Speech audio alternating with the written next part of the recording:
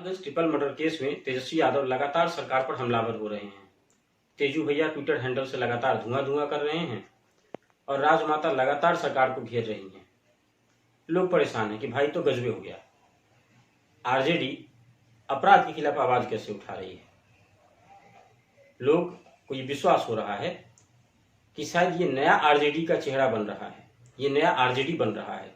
वो आरजेडी जो राजवल्लभ और शहाबुद्दीन और अरुण यादव के कलंक से बाहर निकलना चाह रहा है। ये इंडस्ट्री इन बिहार की बात करना चाह रहा है, ये बेरोजगारी यात्रा की बात करना चाह रहा है, ये अपराध मुक्त समाज की बात करना चाह रहा है।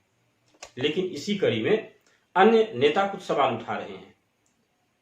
आइए हम जानते हैं उन सवालों के बारे में और उन सवालों की पृष्ठभूमि के बारे में। मैं हूं नीरज कुमार और आप देखना शुरू कर चुके हैं द फोकस।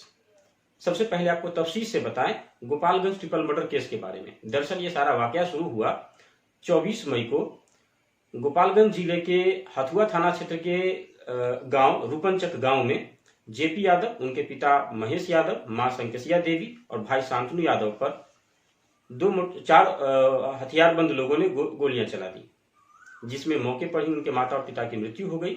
शांतनु यादव इलाज के दौरान शांतनु यादव गोरखपुर में इलाज के दौरान उनकी मृत्यु हो गई। जेपी यादव पीएमसीएच में इलाज चल रहा है। इसमें नाम आया नीतीश बाबू के दुल्हरुआ अमरेंद्र कुमार पांडे, जो कुचायकोट से विधायक हैं, और उनके भतीजा मुकेश पांडे और भाई सतीश पांडे। एक अज्ञात लोग है, 4 लोगों के खिलाफ एफआईआर हुई थी। दरअसल इसके बाद तेजस्वी यादव एक्टिव हो गए।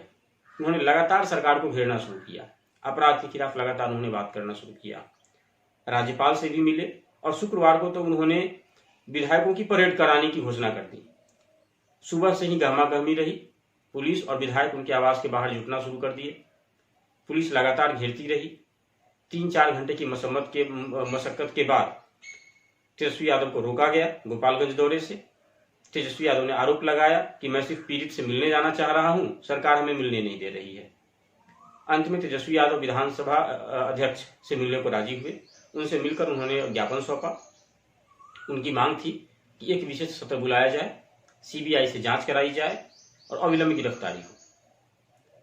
हालांकि इस घटना के बाद, ये घटना 24 की थी, अगले दिन सोमवार को अमृत कुमार पांडे पप्पू पांडे के भाई और भतीजे मुकेश और सतीश की गिरफ्तारी हो गई। 2 दिन बाद उनके फुफेरे भाई की भी हत्या हुई, जिसमें जेपी यादव का नाम लगाया जा रहा है। पप्पू पांडे लगातार एक्टिव रहते हैं, उस इलाके से बाहुबली माने जाते हैं। बहुत अच्छी छवि उनकी भी नहीं है। लेकिन इसी बीच कई नेताओं ने अपने ट्वीट के जरिए इस कहानी को दूसरे रंग में परिवर्तन करना शुरू कर दिया, जिसमें सबसे पहले नाम आया पप्पू यादव का। उन्होंने तेजस्वी यादव के प्रयास को एक राजनीतिक स्टंट बता दिया और उन्होंने ये कहा कि क्या तेजस्वी यादव के नजर में वही अपराध माना जाएगा जहां पीड़ित यादव जाति का होगा, अगर पीड़ित किसी अन्य जाति से है या अगर आरोपी यादव है तो क्या ये नहीं माना जाएगा।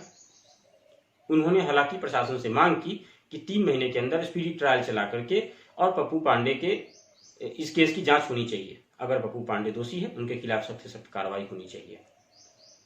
कमोबेश जीतन राम मांझी के कमेंट में भी यही दिखा, उनकी भी यही मंशा थी कि अपराध होता है, समाज के किसी भी वर्ग के खिलाफ किसी के द्वारा किया जाए अपराध होता है और उसके खिलाफ लोगों को लामबंद होने की जरूरत है।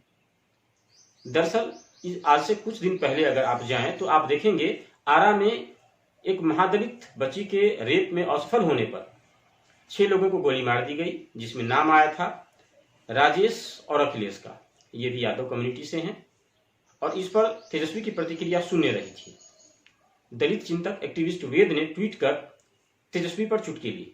उन्होंने पूछा कि क्या आपकी नजर में तभी अपराध माना जाएगा जब आरोपी कोई अन्य हो, अगर आरोपी यादव जाति का हो तो क्या आप प्रतिक्रिया नहीं देंगे।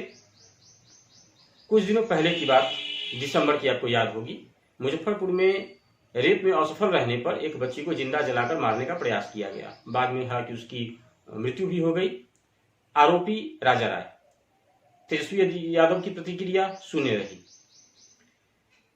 कुछ दिनों पहले की बात अगर देखें, सेंधुआड़ी अभी हाल फिलहाल हुआ है। सेंधुआड़ी में 4 लोगों के ऊपर गोली चलाई गई, जिसमें से 2 लोगों की बाद में इलाज के दौरान मृत्यु हुई।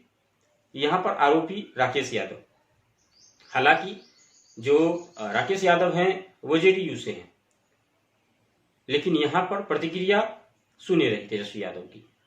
शायद इससे विपक्ष को ऐसा, शायद इससे अन्य नेताओं को ऐसा बोलने का मौका मिला।